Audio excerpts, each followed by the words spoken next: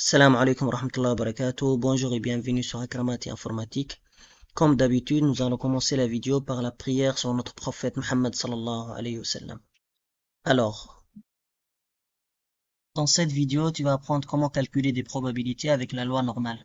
Alors, la loi normale, c'est la loi n de paramètres mu et sigma carré, avec mu étant la moyenne ou l'espérance, et sigma carré, c'est l'écart type au carré.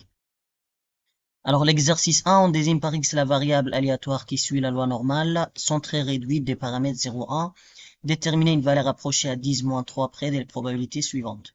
Alors là, j'ai la probabilité telle que x est comprise entre 2 et 6. Alors comment j'ai fait pour calculer ces types de probabilités? On doit utiliser la calculatrice graphique. Alors là, ce que je vais faire, c'est de rentrer dans le menu statistique de la calculatrice.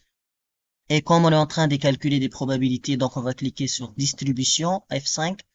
Et là, comme on est dans les chapitres loi normale, on veut calculer des lois normales. Donc là, on va cliquer sur F1 normal. Alors là, maintenant, ce qu'on est en train de calculer, c'est des probabilités cumulatives. C'est en donnant les valeurs à côté de X qu'on veut, c'est la probabilité à la fin.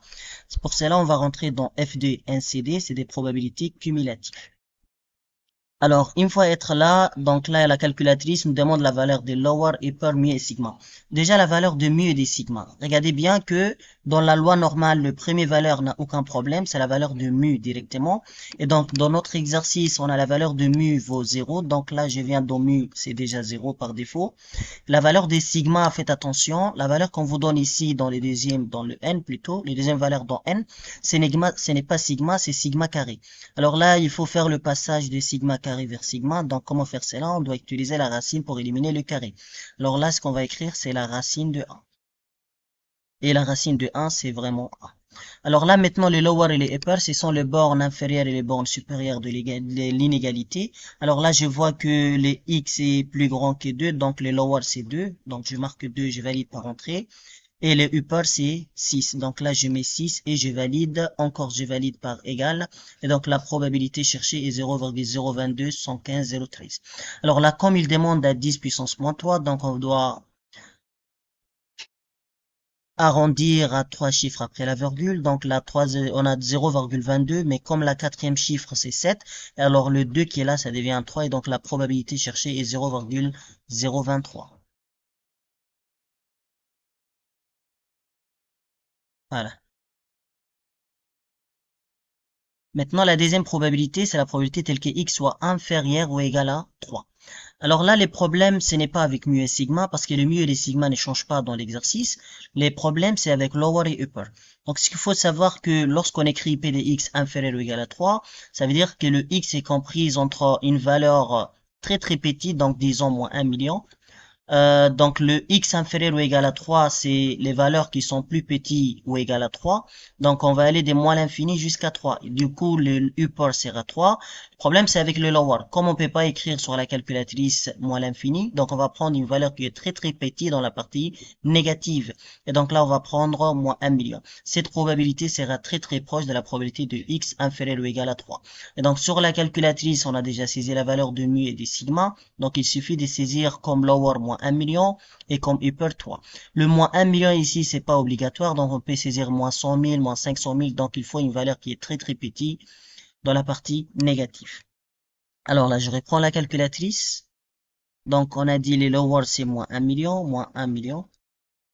Les upper, moins 1 million, ou même on peut dépasser. Le upper c'est 3, donc on valide et on valide. Donc là, la probabilité c'est 0,998.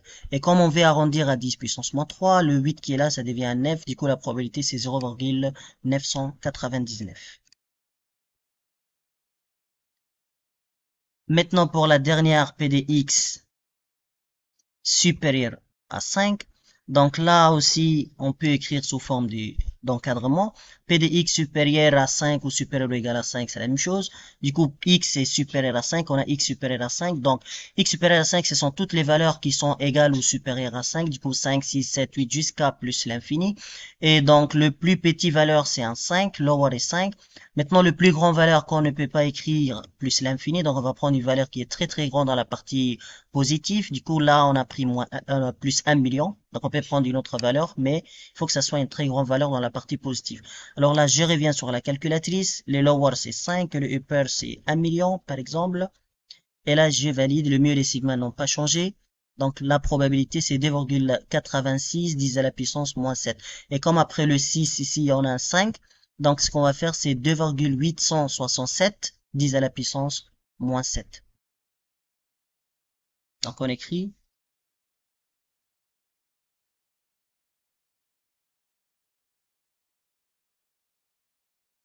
voilà. Donc là, on a répondu à l'exercice 1.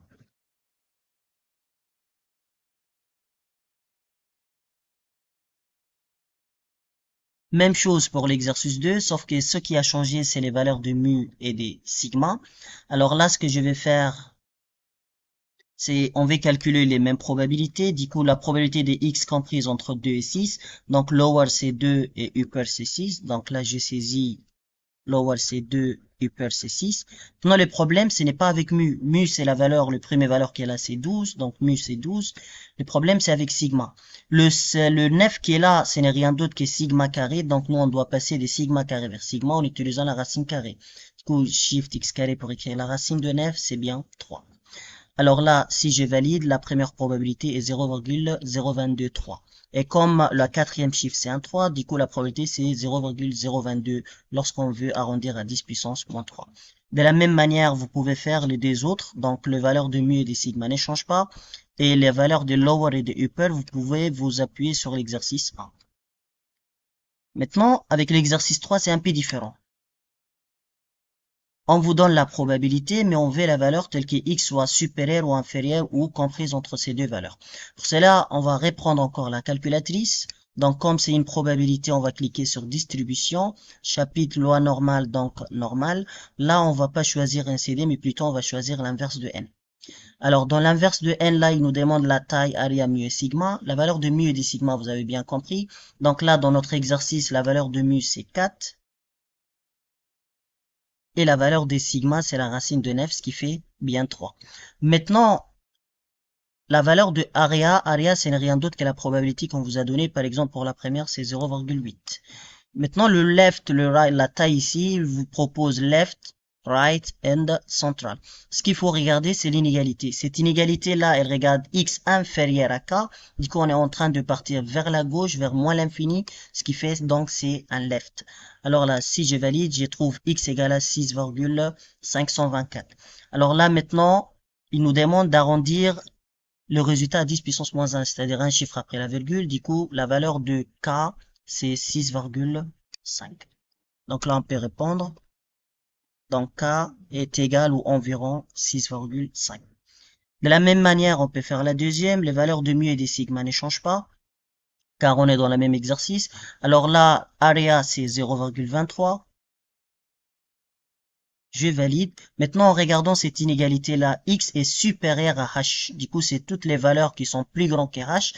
On est en train de partir vers plus l'infini. Et vers plus l'infini, c'est rien d'autre que la droite. Et donc là, en validant, on trouve 6,216. Du coup, si on arrondit, c'est 6,2. Du coup, h est environ 6,2. Pour la troisième, donc, je reprends encore la calculatrice. Le mu et les sigma n'ont pas changé.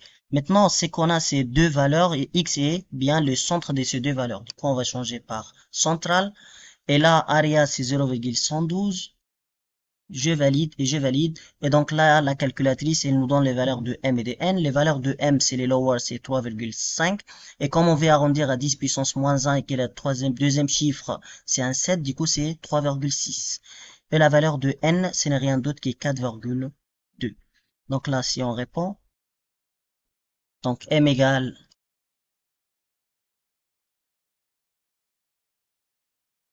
3,6 et la valeur de n,